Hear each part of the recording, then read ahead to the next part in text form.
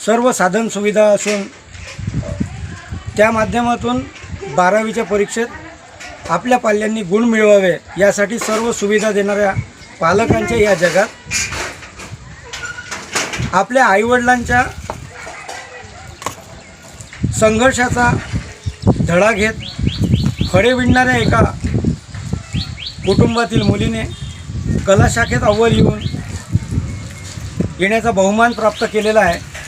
आपण आता त्या घरी जात आहोत, बघणार आहोत त्या मुलीच्या संघर्षाची आणि त्यांच्या परिवाराची कहाणी।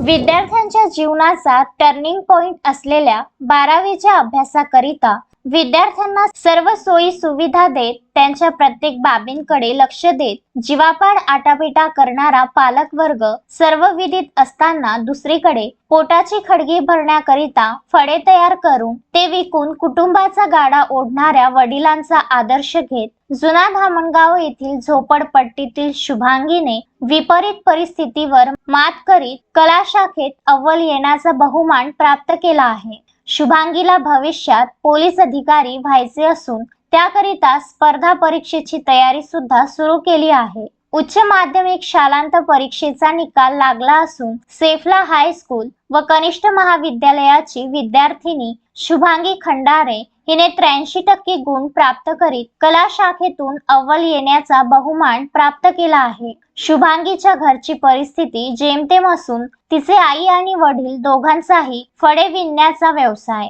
जंगलातून पाचोडी तोडून आणायची व त्यापासून फळे तयार करून ते धामणगाव परिसरात विकायचे आणि त्यातून मिळणाऱ्या पैशातून आपल्या परिवाराचा उदरनिर्वाह चालवायचा एवढाच नित्यक्रम। आपल्या कुटुंबातली हलाखीची परिस्थिती व त्याही परिस्थितीत कुटुंबासाठी वडिलांचा चाललेल्या संघर्षाचा आदर्श घेत विपरीत परिस्थितीवर मात करून तब्बल 83.87 गुण प्राप्त करीत कला शाखेतून प्रथमेच सदरचे यश प्राप्त केले आहे।